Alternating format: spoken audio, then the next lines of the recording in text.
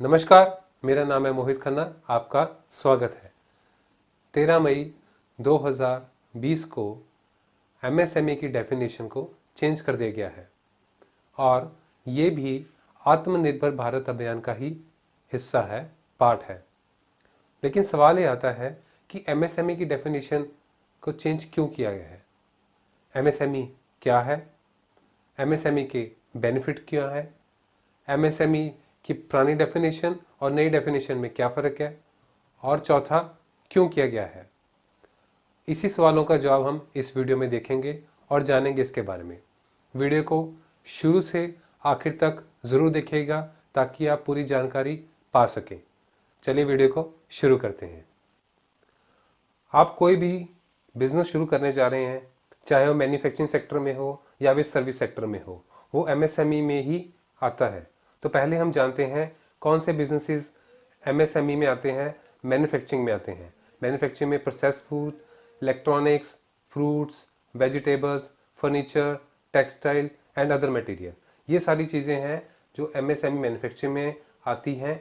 और service sector में photocopy servicing, electronic repair servicing, business incorporation service, taxation services, beauty parlour, barber shops, tailors, call centres, lab, private investigators, IT services, poultry farming and other services. तो ये सारी services MSME में आती थी according to the MSME 2006 act. लेकिन अब भारत सरकार ने इसे चेंज कर दिया गया है। वो चेंज क्या है हम उसके बारे में जानते हैं, लेकिन पहले हम जानते हैं कि एमएसएमई में बिजनेस शुरू करने का बेनिफिट क्या है। तो पहला बेनिफिट ये मिलता है कि आपको collateral free loan from banks, आपको बिना कोई सिक्योरिटी, कोई भी चीज़ गिरवी ना रख के कोलेट्रल फ्री लोन मिलता है। और सेकंड ये है, आप एलिजिबल हो इंडस्ट्रियल प्रमोशन सब्सिडी के। तीसरा है, जो आप अपने पेटेंट रजिस्ट्रेशन करते हैं उसमें आपको 50% सब्सिडी मिलती है।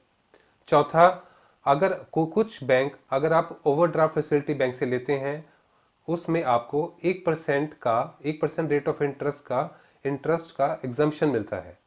पांचवा, आपको जो आईएसओ सर्टिफिकेशन चार्जेस हैं उसकी रिम्बर्समेंट मिलती है। छठा, जो आपके इलेक्ट्रिसिटी बिल्स हैं उसमें आपको कंसेशन मिलता है।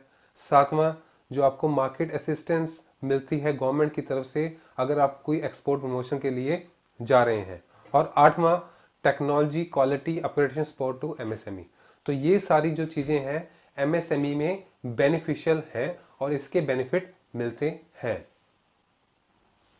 जी, तो अब हम बात करते हैं एग्जिस्टिंग एंड रिवाइज डेफिनेशन के बारे में। रिवाइज को समझने के लिए एग्जिस्टिंग समझना पहले बहुत ज़रूरी है। तो पहले हम एग्जिस्टिंग से शुरू करते हैं।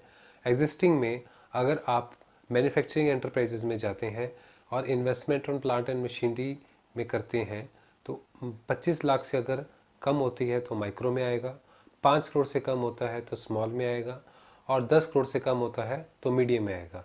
और वहीं सर्विस सेक्टर में अगर आपकी इन्वेस्टमेंट 10 लाख से कम है तो माइक्रो में आएगी, 2 करोड़ से कम है तो स्मॉल में आएगी और अगर 5 करोड़ से कम है तो मीडियम में आएगी। तो एग्जिस्टिंग में मैन्युफैक्चरिंग एंटरप्राइजेस और सर्विस एंटरप्राइजेस को डिफरेंट रखा गया था।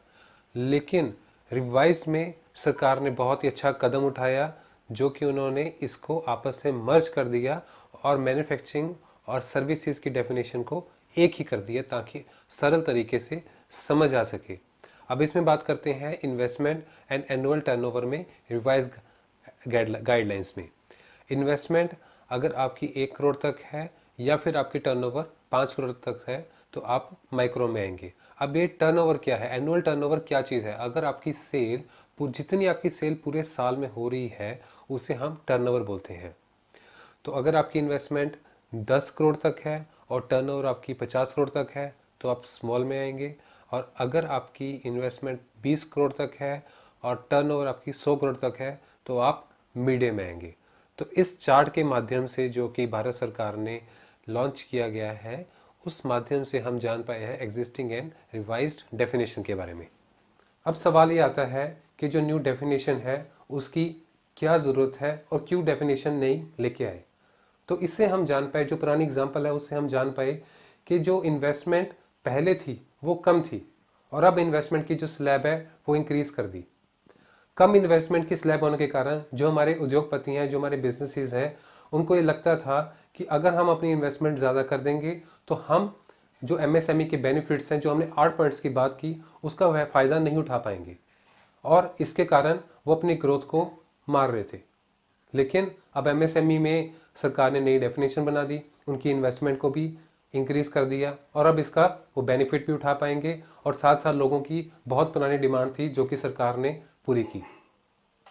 तो इससे हम जान पाए एमएसएमई के कंप्लीट कॉन्सेप्ट के बारे में और नई डेफिनेशन के बारे में। आपको वीडियो पसंद आई तो ज़रूर लाइक करिएगा, चैनल को सब्सक्राइब करिएगा और वीडियो को सबके साथ शेयर करिएगा ताकि वो अच्छे तरीके से एमएसएमई की डेफिनेशन के बारे में जान पाए। तब तक के लिए धन्यवाद।